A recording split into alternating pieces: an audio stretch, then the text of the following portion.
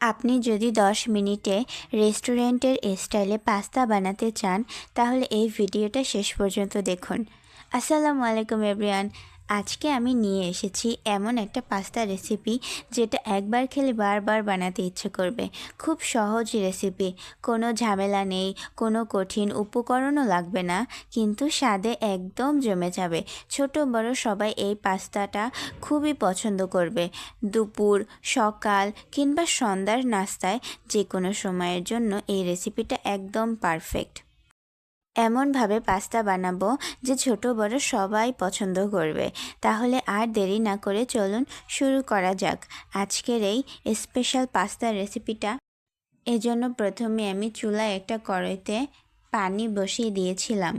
এবার এর মধ্যে পাস্তা আর লবণ দিয়ে কিছুটা নেড়ে চেড়ে দিচ্ছি। কিছুটা নেড়ে চেড়ে দিয়ে এবার আমি ঢাকনা দিয়ে ঢেকে দিচ্ছি। এবার অন্য একটা চুলায় আমি কড়াই বসিয়ে কড়াইতে তেল দিয়ে দিয়েছি। তেলটা যখন গরম হয়ে গিয়েছে এবার এর মধ্যে আমি পেঁয়াজ কুচি দিয়ে দিচ্ছি। পেঁয়াজটাকে এভাবে ভালোভাবে ভেজে নিচ্ছি। পেঁয়াজটা যখন ঠিক এইরকম ভেজে নেওয়া হয়ে যাবে তখন এর মধ্যে আমি দিয়ে দিচ্ছি ডিম। আমি এখানে 2টি ডিম দিয়েছি, আপনারা 3টি কি একটিও ব্যবহার করতে পারেন। এবার দিয়ে দিলাম ম্যাজিক মশলা। এবার ডিমের সাথে মশলাটাকে আমি ভালোভাবে ভেজে নিচ্ছি।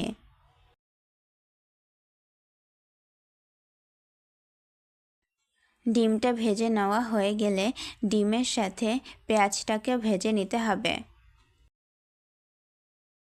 পেঁয়াজটাকে ভেজে নেওয়া হয়ে গেলে টমেটো এবং ক্যাপসিকাম দিয়ে দিচ্ছি। এগুলোকে কিছুক্ষণ নেড়ে চেড়ে নিতে হবে। দেখতেই পাচ্ছেন আমি এগুলোকে ভেজে নিচ্ছি।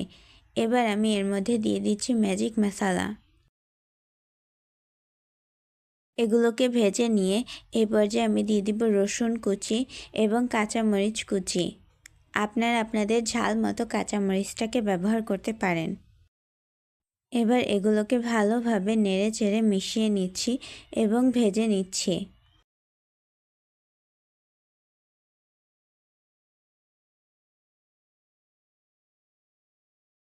এভাবে কিছুক্ষণ ভেজে নেওয়া হয়ে গেলে এর মধ্যে আমি দিয়ে দিব লবণ, সয়া সস এবং টমেটো সস।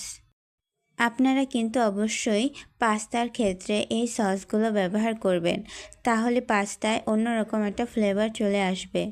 এগুলোকে কিছুক্ষণ নেড়ে চেড়ে নিয়ে আমি এর মধ্যে দিয়ে দিচ্ছি সামান্য পানি। পানিটা দিয়ে কিছুক্ষণ নেড়ে চেড়ে নিচ্ছি। নেড়ে চেড়ে নিয়ে এবার আমি একটা ঢাকনা দিয়ে ঢেকে দিচ্ছি।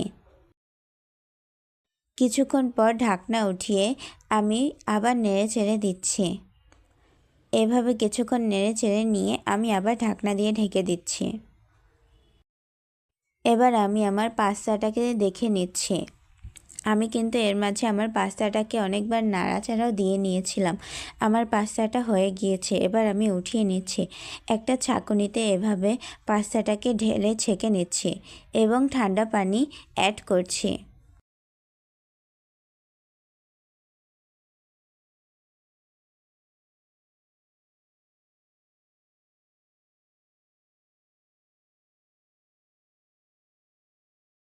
এবার আমি আমার মশলার ঢাকনাটা উঠিয়ে সেখানে আমি আমার পাস্তাটা দিয়ে দিচ্ছি।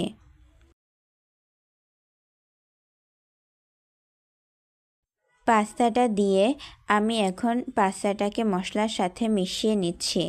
কিছুক্ষণ এভাবে নেড়ে চেড়ে নিতে হবে। এবার আমি ভালোভাবে নেড়ে চেড়ে নিচ্ছি।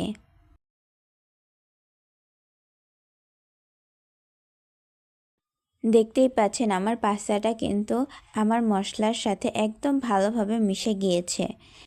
এভাবে ঘন হয়ে আসার পর এবার আমি দিয়ে দিচ্ছি ধনিয়া পাতা কুচি। আপনারা কিন্তু অবশ্যই ধনিয়া পাতা কুচিটা ব্যবহার করবেন, এতে করে অন্যরকম একটা স্বাদ চলে আসে।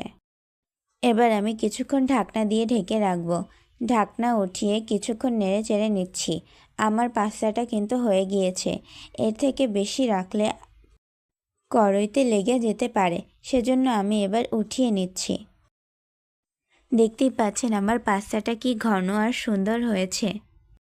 একদম গরম গরম, দেখতে কি সুন্দর দেখাচ্ছে। আমি খেয়েও দেখেছিলাম, অনেক মজা হয়েছে। ধনিয়া পাতা কুচি দিয়ে আমি একটু সাজিয়েও নিলাম। এভাবে ঝামেলা ছাড়াই একদম সহজেই কিন্তু আপনারা বাসায় যে কোনো সময় বানিয়ে ফেলতে পারবেন পাস্তার এই অসাধারণ রেসিপিটা। ভিডিওটা যতটা সহজভাবে বোঝানো যায় আমি ঠিক ততটাই সহজভাবে বোঝানোর চেষ্টা করেছি আপনাদেরকে। আশা করছি ভিডিওটি আপনাদের ভালো লেগেছে। ভিডিওটি যদি ভালো লেগে থাকে অবশ্যই লাইক, কমেন্ট, শেয়ার করতে ভুলবেন না। আর এরকম ভিডিও পেতে চাইলে, এই সহজ রেসিপির ভিডিওগুলো পেতে চাইলে অবশ্যই আমাকে সাপোর্ট করবেন। ভিডিওটি শেষ পর্যন্ত দেখার জন্য ধন্যবাদ। ভালো থাকবেন, সুস্থ থাকবেন। আল্লাহ হাফেজ। আর এরকম সহজ রেসিপির পাস্তা বানিয়ে অবশ্যই এনজয় করবেন। আমি তো এখন চললাম পাস্তার এই মজাদার রেসিপিটা এনজয় করার জন্য।